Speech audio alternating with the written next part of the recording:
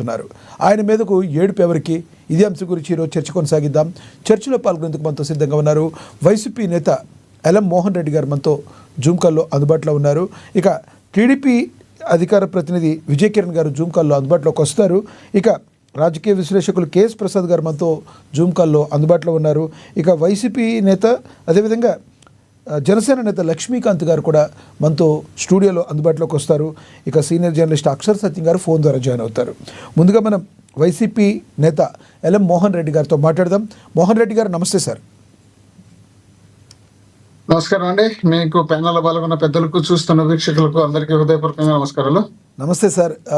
పవన్ కళ్యాణ్కి అభినవ శ్రీకృష్ణదేవరాయగా పిలిదొచ్చిన తర్వాత కొంతమంది మాట్లాడుతున్న మాటలు మరి మమ్మల్ని బాధించాయని వారు చెప్తున్నారు. జనసేన కార్యకర్తలు కావచ్చు, అభిమానులు కావచ్చు, పవన్ కళ్యాణ్ అభిమానులు కావచ్చు, ఎవరైనా అభినవ శ్రీకృష్ణదేవరాయగా ఆయన బిరుదు రావడాన్ని ఏ రకంగా చూడాలంటారు?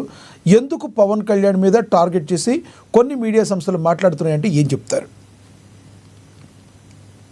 ఇప్పుడు ఆయనకి ఏ బిరుదులు ఇస్తే మాకేంటి, ఆయన ఎక్కడ వాళ్ళు పొగిడితే మాకేంటి, ఆయన ఎక్కడ కింద పడేస్తే మాకేంటి, వాళ్ళేదో వాళ్ళకి అంతర్గతంగా సరిపోక వాళ్ళు ఒకరికొకరు ఈ విధమైనటువంటి అభిప్రాయంతో ఉన్నారు కాబట్టి దాన్ని తీసుకొచ్చి మీడియా సంస్థల మీదనో, లేక అవసరం వస్తే వైఎస్ఆర్ కాంగ్రెస్ పార్టీ వాళ్ళు మాట్లాడారనో ఏదో విధంగా తీసుకురచ్చి చెప్పడానికి వాళ్ళు సిద్ధంగా ఉన్నారు. పవన్ కళ్యాణ్ గారికి, లోకేష్ గారికి కాంపిటీషన్ జరుగుతుంది. ఇక్కడ పవన్ కళ్యాణ్ గారిని పక్కన పెట్టేసి లోకేష్ గారికి ఇస్తున్నటువంటి మర్యాదలన్నీ చాలా ఎక్కువగా ఉన్నాయి అధికార పార్టీలో అనేది అందరికీ తెలిసిందే. పవన్ కళ్యాణ్ గారు చెప్తే పిఠాపురంలో ఒక డిఎస్పీని మార్చుకోలేము, కానీ లోకేష్ గారు చెప్తే డిఐజీని మార్చి పారేస్తారు, డీజీపీని మార్చారు. అంత కెపాసిటీ ఉంది లోకేష్ గారికి. ఈయన ఈ విధంగా ఉన్నప్పుడు వాళ్ళు ఒకరికి సరిపోకపోవడంతో ఈయన బయటకు పోయి వచ్చి ఆ ప్రాంతంలో అభినవ శ్రీకృష్ణదేవరాయలు అని చెప్పో, లేక ఇక్కడ ఇంకోటి వాళ్ళు వర్ణించుకుంటే సినిమాల పేర్లో ఇంకోటి దానికి యాడ్ చేసుకున్నప్పుడు వాళ్ళు భరించలేరు కదా. వాళ్ళు భరించే శక్తి ఉన్న పార్టీలో పోయి పవన్ కళ్యాణ్ గారు ఉన్నారా? భరించే పార్టీలో లేరు కాబట్టి ఆయన వాళ్ళు ఇండైరెక్ట్ డైరెక్ట్ వాళ్ళు ఏడో చోట వాళ్ళు ఎక్కడో చోట వాళ్ళు మాట్లాడుతుంటారు, వాళ్ళు విమర్శలు చేస్తుంటారు. దాన్ని తీసుకొచ్చి ఏదో వైసీపీ వాళ్ళు అన్నారని, లేక మన ఇద్దరం బాండింగ్ బాగుండాలని, మనం 15 సంవత్సరాలు కలిసి ఉందామని వాళ్ళకి వాళ్ళే పోగొట్టుకుంటారు, వాళ్ళకి వాళ్ళే విమర్శించుకుంటారు, వాళ్ళకి వాళ్ళే తగ్గించుకుంటారు, వాళ్ళకి వాళ్ళే వెనుక పెట్టుకుంటారు.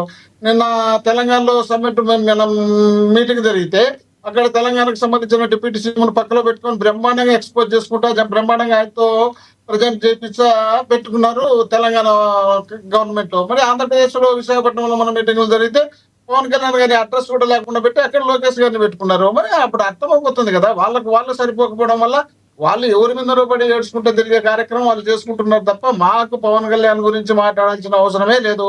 ఆయన ఏదన్నా మా పార్టీ గురించి కానీ మమ్మల్ని గురించి కానీ మాట్లాడినప్పుడు మేము ఆయన గురించి స్పందిస్తాం తప్ప ఆయన మాట్లాడాల్సిన అవసరం లేదు. గతంలో కూడా ఆయన ఏ ఒక్క రోజు జగన్మోహన్ రెడ్డి గారు మాట్లాడాలనే ఆలోచన లేనప్పుడు ఆయన తల్లిని, చెల్లిని, వివేకానంద రెడ్డి గారిని ఇవన్నీ మాట్లాడినప్పుడు మీరు 3 పెళ్లిళ్ళు చేసుకునే వ్యక్తులు కూడా మీరు వచ్చి మాట్లాడితే, మీరు నీతులు చెప్తే మేము వినాలనే విధంగా జగన్మోహన్ రెడ్డి గారు అన్నారు తప్ప ఆయన మాట్లాడాలనే ఆలోచన జగన్మోహన్ రెడ్డి గారికి అప్పుడు లేదు, ఇప్పుడు లేదు. వీళ్ళే అధికారంలో జగన్మోహన్ రెడ్డి గారు ఉన్నా, ప్రతిపక్షంలో జగన్మోహన్ రెడ్డి గారు ఉన్నా, ఆయన టార్గెట్ పెట్టుకొని వీళ్ళు మాట్లాడుకుంటూ వచ్చిన సందర్భాలు అనేకం ఉన్నాయి.